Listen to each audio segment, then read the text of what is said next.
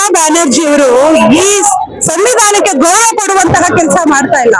ಏನಿಗೆ ತಿದ್ದುಪಡಿ ಮಾಡಿದ್ದಾರೆ ಹೊಕ್ಕೋಡಲ್ಲಿ, ಅದು ಎಲ್ಲರ ಸಮ್ಮತದ ಮೇರೆ ಆಗಿದೆ. ಅವರು ಮುಸಲ್ಮಾನರ ಓಲೈಕೆಗಾಗಿ ಈ ನಿರ್ಧಾರ ತಗೊಂಡು ಅಲ್ಲಿ ಹಿಂದೂಗಳಿಗೆ ಆಗ್ತಿರುವಂತಹ ಅನ್ಯಾಯನ ಖಂಡಿಸದೆ ಈ ಕಡೆ ತೊಟ್ಟನ್ನು ತುಡ್ತಾ ಇದಾರೆ, ಮಗುವನ್ನು ಜಿಡುತ್ತಾ ಇದಾರೆ. ಈ ಕೆಲಸ ಮಾಡಿ ನಮ್ಮ ಹಿಂದೂಗಳಿಗೆ ಎಷ್ಟು ತೊಂದರೆ ಆಗ್ತಾ ಇದೆ ನೋಡಿ. ನೀವು ಮಾಡ್ತಿರೋ ಕೆಲಸ ಇದೆಯಲ್ಲ, ನಿಜವಾಗ್ಲೂ ಇದು ಒಳ್ಳೇದಲ್ಲ ನೋಡಿ. ಈಗ 60 ಕೋಟಿ ಜನ ಸೇರಿದ್ರು ಯುಪಿನಲ್ಲಿ ನಡೆದಂತಹ ಕುಂಭಮೇಳದಲ್ಲಿ. ಇದೇ ರೀತಿ ಹಿಂದೂಗಳ ವಿರುದ್ಧ ಈ ತರ ಅನ್ಯಾಯದ ನಿರ್ಧಾರಗಳನ್ನ ತಗೊಳ್ತಾ ಇದ್ರೆ 60 ಕೋಟಿ ಅಲ್ಲ, ಇಡೀ ದೇಶದ ಜನನ್ನ ಬಂದು ಅವರ ನೆಲದಲ್ಲಿ ಪ್ರತಿಭಟನೆ ಮಾಡ್ತೀವಿ.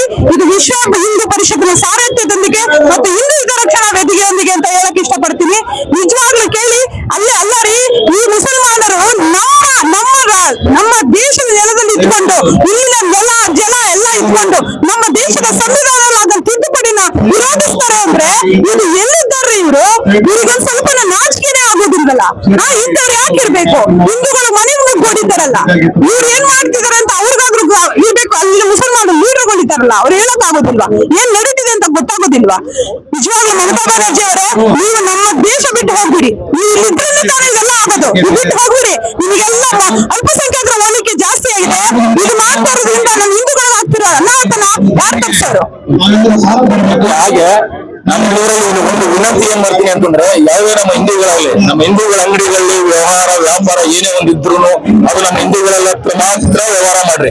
ಈ ಜಿಹಾದಿಗಳು ಮುಸಲ್ಮಾನರ ಹತ್ರ ಏನು ವಹಿವಾಟು ಜೀವನವನ್ನ ನಮ್ಮ ಹಿಂದೂಗಳು ಇಟ್ಕೋಬೇಕು ಅಂತ ಒಂದು ವಿನಂತಿ ಮಾಡ್ತೀನಿ. ಹೇಳಿದ್ರು ಬಿಡ್ರಿ, ನಮ್ಮ ಹಿಂದೂಗಳಿಗೆ ಜಡ್ಡಿ ಇಟ್ಬಿಟ್ಟಿದೆ ನೋಡಿ. ಇಲ್ಲಿ ಸೇರಿರುವಂತವ್ರು ಹಿಂದೂ ಅನೇಕರು ಮಾತ್ರನ? ಇಡೀ ನನ್ನ ಮೊನ್ನೆ ಒಬ್ಬ ಯುವಕನಿಗೆ ಹೇಳಿದೆ, ನಾಳೆ ಒಂದು ಕಾರ್ಯಕ್ರಮ ಇದೆ ಬನ್ನಿ ಅಂತ. ಆಗ ಅವನಿಗೆ ಏನ್ ಹೇಳ್ದ ಗೊತ್ತಾ? ಅದು ಆಗಿರೋದು ಪಶ್ಚಿಮ ಬಂಗಾಳದಲ್ವ ನಮ್ಮ ಅಂದ. ಏನ್ರಿ ಯುವಕರಿಗೆ ಯಾರಿಗೂ ರಕ್ತ ಕುದಿಯೋದಿಲ್ವಾ? ಇವ್ರಿಗೆ ಯಾರಿಗೂ ರಕ್ತ ಕುದೀತಾ ಇಲ್ವಾ? ಏನು ಇಂತ ವ್ಯವಸ್ಥೆ ಇದೀವಲ್ರಿ ನಾವು? ರಕ್ತ ಉರಿಯುತ್ತೆ. ಯುವಕರಿಗೆ ಯಾರಿಗೂ ಜವಾಬ್ದಾರಿ ಇಲ್ಲ ನೋಡಿ. ಸೇರಿರಲ್ಲ ಎಬೋ 50 ಏಜ್ ಅವ್ರೆ. ಏನಾಗ್ತಿದೆ ನಮ್ಮ ದೇಶದಲ್ಲಿ? ಇವ್ರಿಗೆ ಯಾರು ಹೇಳೋರೇ ಇಲ್ಲ. ಮನಸ್ಸಿಗೆ ತುಂಬಾ ನೋವಾಗ್ತದೆ.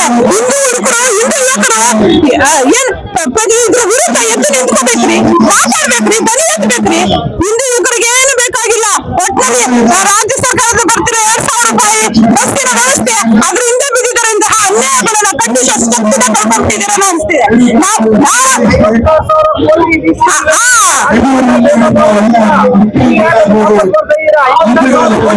56,000 ಕೋಟಿ ಏನಕ್ಕೆ ಇಟ್ಟಿದ್ದಾರೆ ಅಂದ್ರೆ ಆ ಬಡವರಲ್ಲ, ಅದು ಓಬಿಸಿ ಓಲೈಕೆಗಾಗಿದ್ದಿರುವಂತದ್ದು. ಅದ್ರ ಬಗ್ಗೆ ಹೇಳಿದ್ರೆ ದೊಡ್ಡ ಕತೆ ಆಗ್ತದೆ. ನಮ್ಗಾಗಿರೋದು ಅನ್ಯಾಯದ ವಿರುದ್ಧ ಮಾತಾಡ್ತಿದೀವಿ.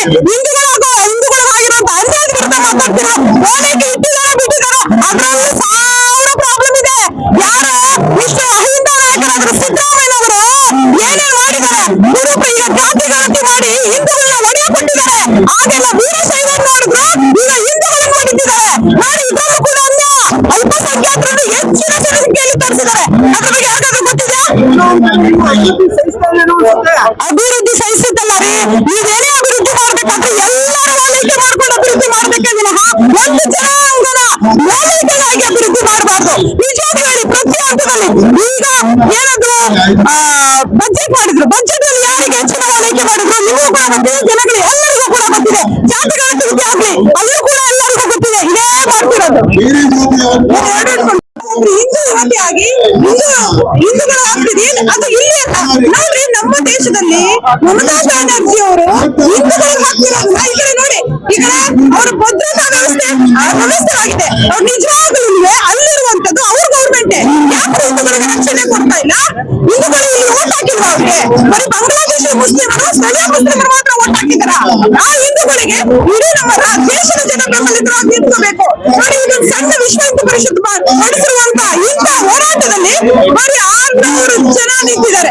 600 ಜನ ಅಲ್ಲ, ಇದು ಒಬ್ಬೊಬ್ಬರ ಮನಸ್ಸಲ್ಲಿರುತ್ತಲ್ಲ ಕುದಿತನ ವಿಶೇಷವಾಗಿರುತ್ತೆ. ಯುವಕರಿಗೆ ನಾನು ಇದ್ರ ಮುಂದೆ ಹೇಳಕ್ ಇಷ್ಟಪಡ್ತೀನಿ, ನಿಮ್ಮ ವಾಹಿನಿ ಮುಖಾಂತರ ನೀವು ಸುಮ್ಮನೆ ಕೂತ್ಕೊಂಡ್ರೆ ಎಲ್ಲ ಪಶ್ಚಿಮ ಬಂಗಾಳದಲ್ಲಾದಂತ ಇದು ನಾಳೆ ಇಲ್ಲ ಅದನ್ನ ಅನ್ಕೋಬೇಡಿ.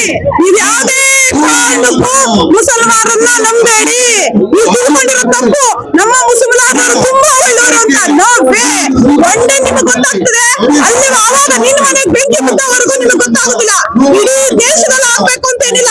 ದೇಶದ ಕಾಶ್ಮೀರದಲ್ಲಾದ್ರೂ ಅದು ವಿವಾದನೆ, ಇಲ್ಲಾದ್ರೂ ವಿವಾದನೆ. ದಯವಿಟ್ಟು ಬುದ್ಧಿ ಕಲ್ತ್ಕೊಳ್ಳಿ. ಈಗಾದ್ರೂ ಬನ್ನಿ, ಇಂಥ ಸಂಘ ಸಂಸ್ಥೆಗಳ ಜೊತೆ ಸೇರ್ಕೊಂಡು ಹೋರಾಟಕ್ಕೆ ಬೆಂಬಲ ಕೊಡಿ ಎಲ್ಲ ಆಗುತ್ತೀರಿ. ಅವ್ರು ನಮ್ಮವ್ರೆ, ನಾವೇನ್ ಮುಸ್ಲಿಮರ ದೇಶ ಬಿಟ್ಟು ಹೋಗಿರ್ತಿಲ್ಲ. ಅವ್ರು ಮಾಡ್ತಿರೋ ಸಂವಿಧಾನ ವಿರೋಧ ಚಟುವಟಿಕೆ ಅಂತ ಹೇಳ್ತಿದ್ದೆ ವಿನಃ ನಾವ್ ಯಾವ್ದು ಅವರು ನಮ್ಮ ಸಂವಿಧಾನ ಬಹಿಷ್ಕಾರ ಮಾಡ್ತಿದ್ದಾರೆ.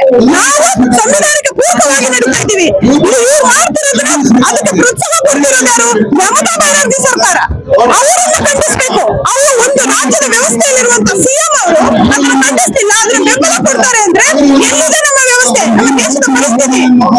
लक्ष्मण भैया के भरत भैया के पवन सुत हनुमान के जय श्री राम जय श्री राम जय श्री राम जय श्री राम राम लक्ष्मण जानकी जय बोलो हनुमान के राम लक्ष्मण जानकी जय बोलो हनुमान के वंदे मातरम वंदे मातरम नावेल्ल ಒಂದು ನಾವೆಲ್ಲ ಹಿಂದೂ ನಾವೆಲ್ಲ ಒಂದು ನಾವೆಲ್ಲ ಹಿಂದೂ बोलो भारत माता की जय जय श्री राम जय श्री राम बोलो गंगा माता की जय यमुना माता की जय नर्मदा माता की जय गीता माता की जय माता की जय गीता माता की जय लक्ष्मी माता की जय पार्वती माता की जय श्री रामचंद्र की जय राम की जय श्री रामचंद्र की जय श्री रामचंद्र की जय